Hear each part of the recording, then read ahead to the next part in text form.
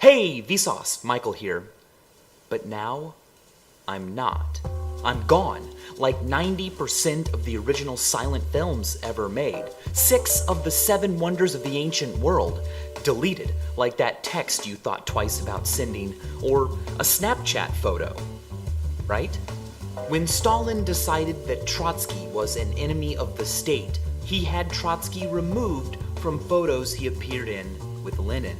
Plenty of software tools and professional services allow you to do the same. Don't just forget the actual attendees of a moment in time, delete them. But where do things go when they're deleted? The Google Ngram Viewer allows you to search words and phrases in 5.2 million books published between 1500 and 2008. It's a great way to see how the words we use have changed over time. 1979 was a significant year. According to the Ngram Viewer, it was the first year we began to use the word delete more often than the word erase. Biological deletion still wins, though. Forget is by far more pervasive in our communication. But how does a computer forget? Moving a file to the trash is just the beginning. To protect against accidental deletion, when thrown in the trash, a file remains on your computer in a temporary directory, a sort of purgatory, where it awaits a more ultimate deletion, but can be resurrected if you wish. When you empty the trash, you are warned that you cannot undo the action.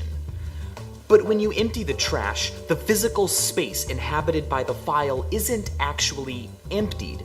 It's marked as empty, available if and when new data needs to be stored somewhere.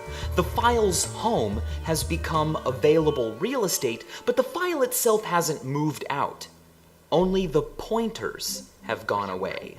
Pointers are another type of data on your drive that point to places in memory where the actual file they are referencing can be found. They're a bit like the table of contents, which means that on most operating systems, deleting a file and emptying the trash is like deleting a chapter from a book by turning to the table of contents and marking the chapter as empty. There's nothing here, do what you want with the pages. To a computer reading the table of contents, it looks like the space is empty, but of course that doesn't change the fact that the contents of the chapter are still there. Special data recovery tools look through memory marked empty, available, to see what's actually there. If you're lucky, they can even find a file and save it, bring it back, mark it not available, undeleted. But if some of the file has already been overwritten, there can be problems. The file can be corrupted, melded together with other data like some kind of digital Frankenstein's monster. A couple years ago, a laptop that belonged to photographer Melanie Wilhide was stolen. It contained many of her recent digital photos. Luckily, police were able to return the laptop to her. They found it in a car they pulled over, but the thief had wiped the laptop's hard drive clean and had been using it for his own purposes. Data recovery experts were able to find some of her files still there on the now empty space, but the files had been slightly overwritten by things the thief had done. They'd been corrupted, but in a really cool way. So cool, Wilhide decided to exhibit the work. She titled the show after the thief who made it possible, To Adrian Rodriguez, with love. If you want to delete a file so completely it can't even be recovered in a cool, weird way, like Wilhide's photos, you will need to overwrite the unwanted file completely. Deny the file a proper burial and rearrange its corpse with new data. One overwrite should be fine, but some people do as many as 35. Even 35 overwrites might not be enough. Sure, the overwritten data is hidden, but what about bad sectors? These are parts of a drive that devices can't access because of failed transistors or physical damage. An overwrite won't be able to reach them, meaning any data that was ever put there stays there. So, if you are the United States Department of Defense and you don't want to take any risks, you will also shred, physically pulverize unwanted drives. The US, Europe, Japan often send such electronic waste to dumps in Ghana, like this one. This city in Ghana is known as Earth's digital dumping ground. Why Ghana? Well, it is cheaper to send unsalvageable electronics to Africa marked as a donation than it is to properly recycle them. But there, in these electronic dumps, the files can still be brought back to life. Organized criminals operating in Ghana have managed to successfully recover data from unregulated e-dumps. They have been able to find confidential multi-million-dollar agreements involving the Defense Intelligence Agency, Homeland Security, and the TSA. Shredding paper to get rid of whatever used to be on the paper isn't even safe either. It's not easy and it doesn't always work, but by scanning shreds of paper, computer software can match the pieces together. But in the past, shredded documents have been unshred by hand. In 1979, Iranian students seized the US Embassy in Tehran. With the help of local carpet weavers and years of hard work, they managed to reassemble thousands of pages of confidential documents shred by the CIA. The smaller the shredded particles are, and the more of them there are, the more difficult the task. So, the Department of Defense requires that the majority of shredded particles not exceed 5 square millimeters.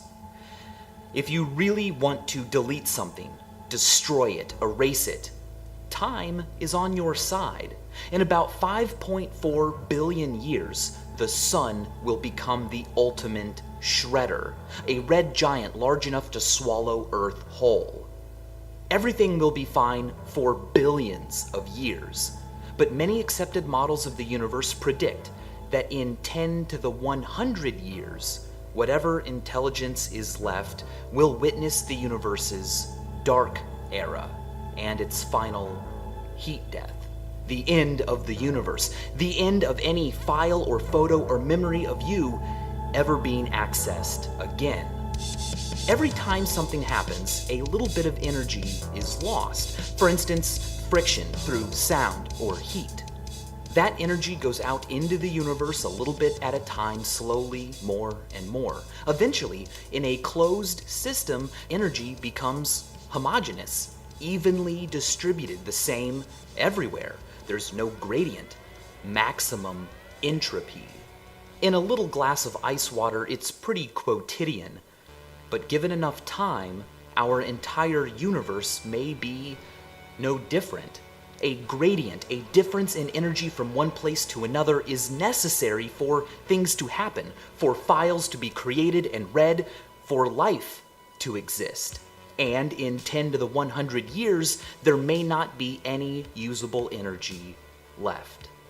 In Isaac Asimov's short story, The Last Question, humans are concerned about this. As the story leapfrogs billions of years into the future, their list of solutions doesn't get any longer than none. So if we think across a grand timescale, is cosmic deletion, the freezing of everything, heat death, all we have to look forward to in this universe? We went to the moon. We brought flags with us that we planted on the moon representing a place on Earth. But those American flags on the moon are likely erased now, their symbols and colors bleached by the intense radiation of the sun on the lunar surface, unfiltered by any atmosphere. The flags are still there. We didn't take them back with us, but now they are empty. White flags. White flags representing our surrender to the inevitability of deletion in the universe. But we, today, are preoccupied with just the opposite. What really saturates our language, what we really seem to talk about, is creation. Things happening, not loss. Compared to erase, forget, and delete, make practically deletes deletion. The flags on the moon are bleached out. But is that bleak? Are they deleted or blank? Like a fresh sheet of paper ready for new stories? Really, it just depends on what you make of it. So thanks for making things, and as always, thanks for watching.